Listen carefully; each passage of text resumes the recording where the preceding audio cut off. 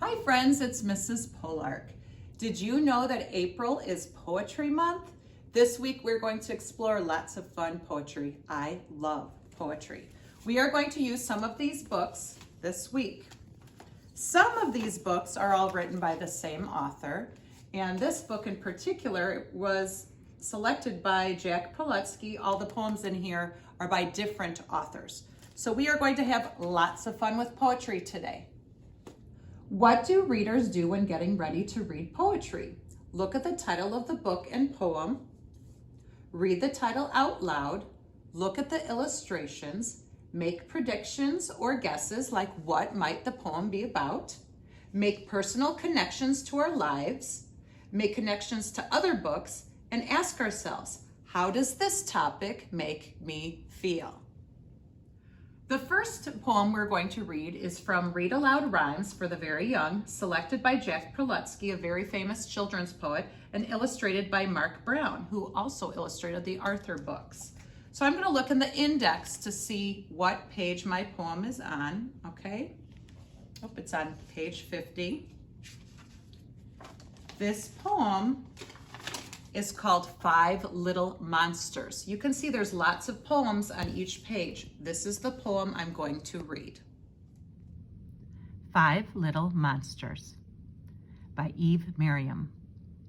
Five little monsters by the light of the moon, stirring pudding with a wooden pudding spoon. The first one says, it mustn't be runny. The second one says, that would make it taste funny. The third one says, it mustn't be lumpy. The fourth one says, that would make me grumpy. The fifth one smiles, hums a little tune, and licks all the drippings from the wooden pudding spoon. Rhymes are very common in poetry. Remember, rhymes are words that end in the same sound, like cat, bat, and hat all end in at. Let's see what rhymes we can find in this poem. We are going to reread this poem and find the rhyming words. Five little monsters by the light of the moon, stirring pudding with a wooden pudding spoon. What two words rhyme? You're right, moon and spoon rhyme. The first one says, it mustn't be runny. The second one says, that would make it taste funny. Yes, runny and funny rhyme. The third one says, it mustn't be lumpy. The fourth one says, that would make me grumpy. You're right, lumpy and grumpy rhyme. The fifth one smiles, hums a little tune, and licks all the drippings from the wooden pudding spoon.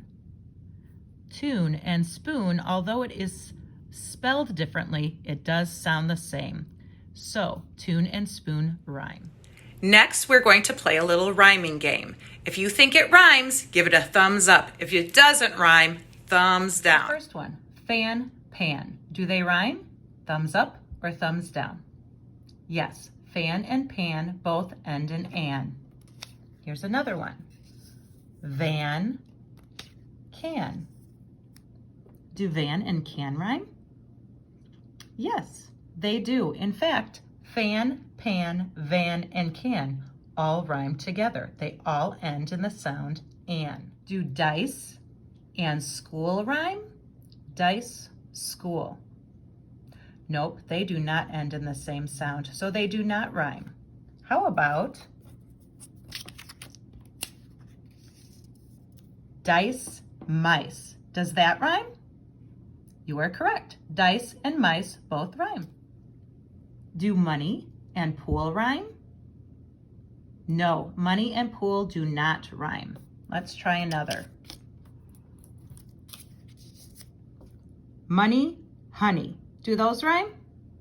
You are correct. Money and honey are rhyming words. What I want you to do next is think of two rhyming words and illustrate them like this. Write the rhyming words and draw a picture for each of them. Then email your picture with you in it to your teacher.